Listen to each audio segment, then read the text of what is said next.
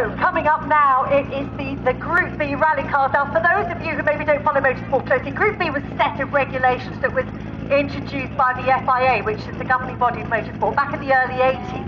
And it led to some of the most powerful, really sort of, technological rally cars that we've ever seen. They were really quick.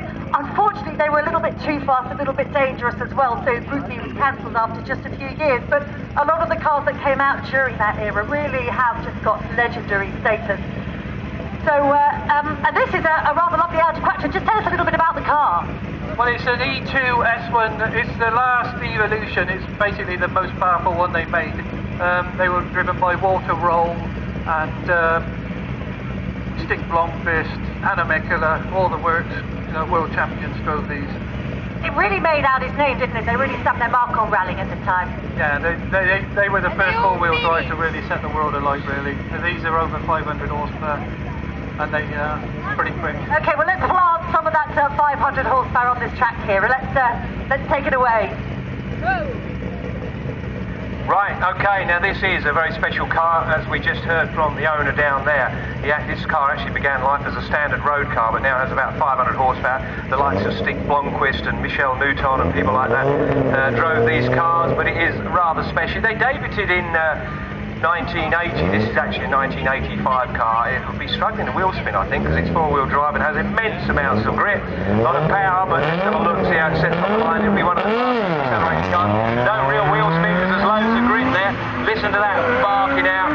I'm convinced that bridge is flat out, and by Sunday we'll probably have that sorted out.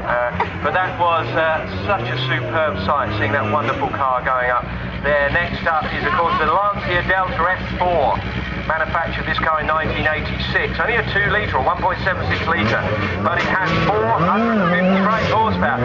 Same again, four-wheel drive, difficult to get it spinning, but amazing to see this.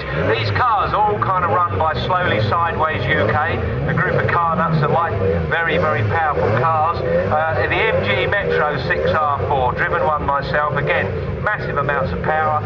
Williams Formula One got involved with the development of these car engines, four-wheel drive again, V6 engine, and what a machine. Again, hard to wheel spin these because they have so much grip, and it hurtles past me here on the commentary booth. He was nearly flat out over the top of the bridge. I'm sure we're going to have that sorted out. As he flies up through the avenue of trees there, what a great sight, because these were the most powerful rally cars that were ever raced. Unfortunately, we don't ever see them again now. Next up is the Ford RS200, 1986, as he sets off, flying up there again, four-wheel drive. What a great sight that is, and a great sound. Unfortunately, we don't have cars as powerful as this rallying nowadays, simply because they were probably too dangerous, but it's lovely to see them, and this beautiful, beautiful sight here at Cholmondeley Castle. As they're about to go, Peugeot 205 T16E2, latest car, 2011 car, big wing on the back of that, 1.8-litre engine, turbocharged, 500 horsepower, can you believe? And you can just see how quick that did fly up the hill there as he comes up to the finishing line. It's not timed, this, of course. It is the chestnut run as they fly through the chestnut trees. Next up is a Peugeot. No, it's not, it's the Renault. The Renault 5, the Maxi Turbo.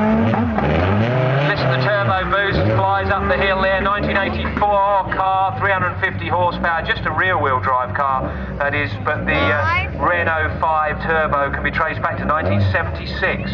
Next one up is a Nissan. Another car down here. Just a rear-wheel drive Nissan. The 240 RS, and again, good run from him, flat out.